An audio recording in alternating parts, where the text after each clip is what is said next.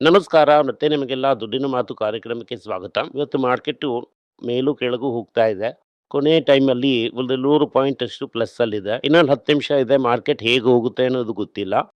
But ಇದು ಒಂದು ಮ್ಯಾನ್ಯೂರ್ಡ್ market ಮತ್ತು ಮ್ಯಾನಿಪ್ಯುಲೇಟೆಡ್ ಮಾರ್ಕೆಟು. ಈ ರೀತಿ ಹೇಗೆ ಬೇಕಾದ್ರೂ ನೀವು ಹೇಳ್ಬೋದು. ನಿನ್ನೆ ಅಮೆರಿಕಾದಲ್ಲಿ 3 ಇಂಡೈಸಸ್‌ಗೂ ಕೂಡ ಮರಣದೇಟು. ಸೊ ಅದರಿಂದ ಇವತ್ತು ಬಿದ್ದಿರಬೇಕು. ಬೀಳದೇ ಇತ್ತು. ಯಾಕೆ ಅಂತ ಗೊತ್ತಿಲ್ಲ.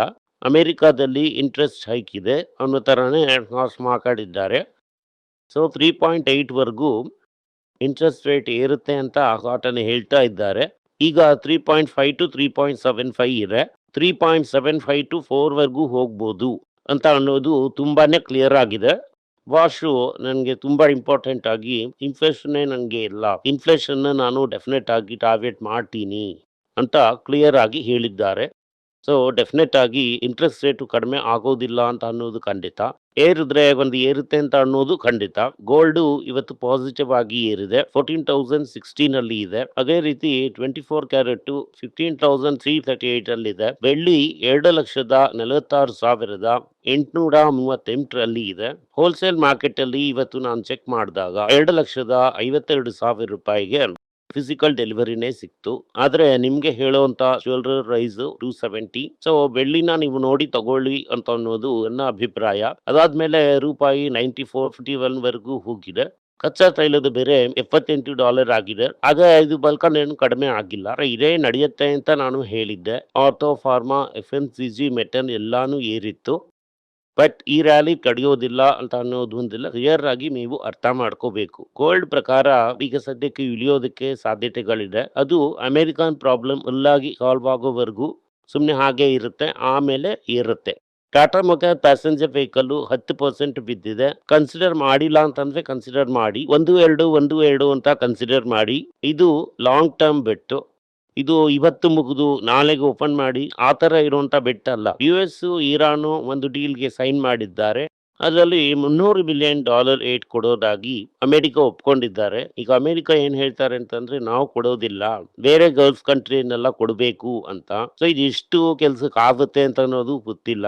ಬಟ್ ಈ 14 ಕಂಡೀಷನ್ಸ್ ನೋಡಿದ್ರಿ ಅಂತಂದ್ರೆ ಕಂಪ್ಲೀಟ್ ಆಗಿ ಟ್ರಂಪ್ ಸರೆಂಡರ್ ಆಗ್ಬಿಟ್ಟಿದ್ದಾರೆ. ನಾನು ಹೇಳಿದ ಥರ ಸರೆಂಡರ್ ಟ್ರಂಪ್ ಅಂತ ಹೆಸರಿಡ್ಬೋದು. ಅದರಿಂದ ಅಮೆರಿಕ ದೊಡ್ಡ ಒಂದು ಸೋಲಿನ ಫಂಡ್ಸ್ ಇದೆ. ಇರಾನು ಗೆದ್ದಿದೆ. ಒಂದು ಎಲ್ಲಾ ರೀತಿಯಾದಂಥ ಒಂದು ತೊಂದರೆಗಳು, ಒಂದು ಚಿಕ್ಕ ಭೂಮಿ ಕೂಡ ಇಲ್ದಂಗೆ ಅಮೆರಿಕ ಭಯಪಟ್ಟು ಓಡೋಯ್ತು ಅಂತಾನೆ ಹೇಳಬೇಕು. ಸೊ ಇರಿಸೋದಕ್ಕೆ ಧೈರ್ಯ ಇಲ್ಲ ಟ್ರಂಪ್ಗೆ. ಅದರಿಂದ ಅಮೆರಿಕ ಓಡೋಗಿದೆ. ಏನೋ ಕ್ಲಿಯರ್ ಕಂಡೀಷನ್ಸ್ ಇಲ್ಲ. ಹಿಂದೆ ಇರೋ ಕಂಡೀಷನ್ಸ್ನೆಲ್ಲ ಹೇಳ್ತಾ ಇದ್ದಾರೆ. ಟ್ರಂಪ್ ಅವರ ಸರೆಂಡರ್ ಡಾಕ್ಯುಮೆಂಟ್ ಅಲ್ಲಿ ಟ್ರಂಪ್ ಹೇಳ್ತಾ ಇರೋದು ಏನು ಕಾಣ್ತಾ ಇಲ್ಲ. ಆದ್ರೆ ಇರಾನ್ ಹೇಳಿದ್ದು ಎಲ್ಲಾನು ಇದೆ. ಅದರಿಂದ ಇರಾನ್ಗೆ ಕ್ಯಾಶ್ ರಿಲೀಸು, $300 ಬಿಲಿಯನ್, ಹೋಮಸ್ ಕಂಟ್ರೋಲ್ ಎಲ್ಲಾನು ಇರಾನ್ ಹತ್ರ ಇದೆ. ಆಮೇಲೆ ಮಾತುಕತೆ ನಡೆಸಿ ಮಿಕ್ಕಿದ್ದನ್ನೆಲ್ಲ ನೋಡ್ಕೊಳ್ಳೋಣ ಅಂತ ಹೇಳಿದ್ದಾರೆ. ಒಟ್ಟಿನಲ್ಲಿ ಇರಾನ್ಗೆ ಒಂದು ದೊಡ್ಡ ಜಯ. ಏನ್ ಹೇಳ್ತಾರೆ ಅಂತಂದ್ರೆ ಆ ಕಾಲದಲ್ಲಿ ಅವರಿದ್ದಾಗ ಸರ್ದಾರ್ಜಿ ಒಂದು ಕೇಸ್ನೆಲ್ಲ ತೋಡಿ ಒಂದು 70 ಸ್ಟೋರ್ ಮಾಡಿದ ತರ ಬ್ಯಾಲೆನ್ಸ್ ಸ್ಟೋರ್ ಮಾಡಿದ ತರ ಮಾಡ್ತಾ ಇದ್ದಾರೆ. ಸೊ ಇದು ನಮಗೊಂದು ದಾರಿ. ನಮ್ಮ ಈ ಮನಮೋಹನ್ ಸಿಂಗ್ ರೀತಿ ಮಾಡಿ ಸ್ಟ್ರಾಟಜಿಕ್ ರಿಸರ್ವ್ಸ್ನ ಡಬಲ್ ಮಾಡಬೇಕು ಅಂತ ಅವರು ಹೇಳಿದ್ದಾರೆ. ಅವ್ರು ಹೇಳಿದ್ರೆ ಸುಮ್ಮನೆ ಹಿಂಗೆ ಶಂಕ ಊದೋರಿಕ್ಕಿ ತಾನೆ, ಅದೆಲ್ಲ ಏನು ನಡೆಯಲ್ಲ.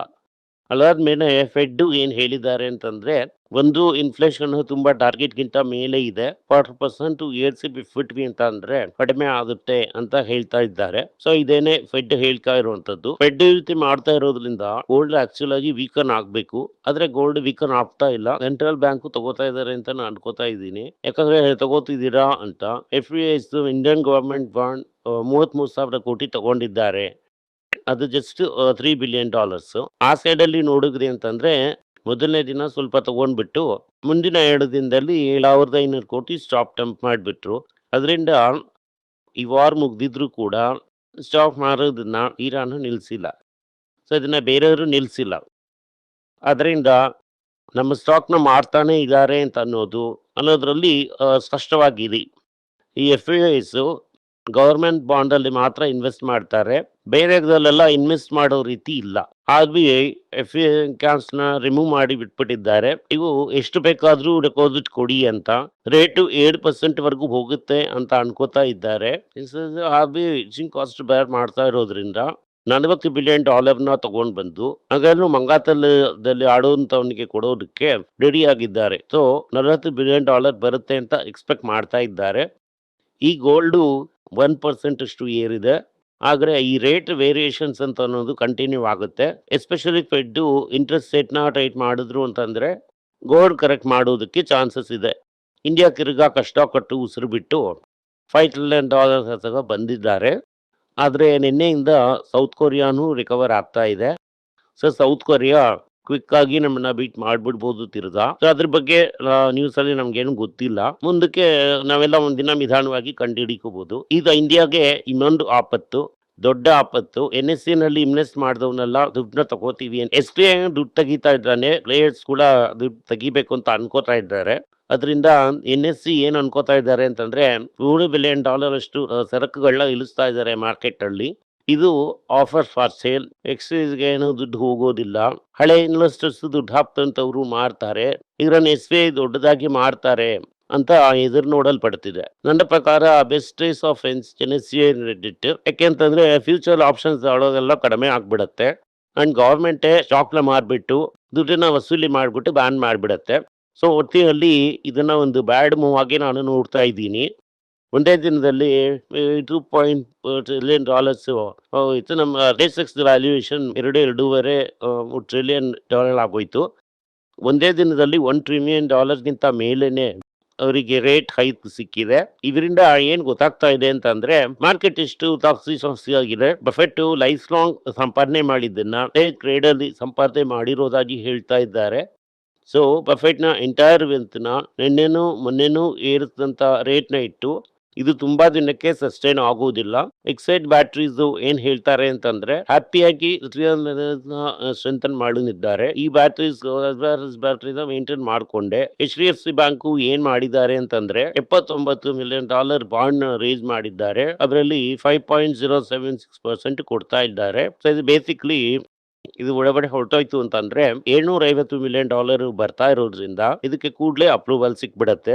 ರಿಲಯನ್ಸ್ ಏನ್ ಹೇಳ್ತಾರೆ ಅಂತಂದ್ರೆ SpaceX ಜೊತೆ ವರದಿಗಿಳಿತೀನಿ, ನಾನು ಸ್ಟಾರ್ಟ್ ಆಗ್ತಾರೋ 1650 ಸ್ಯಾಟಲೈಟ್ ಬಾಂಡ್ ಹಾಕ್ತೀನಿ ಅಂತ.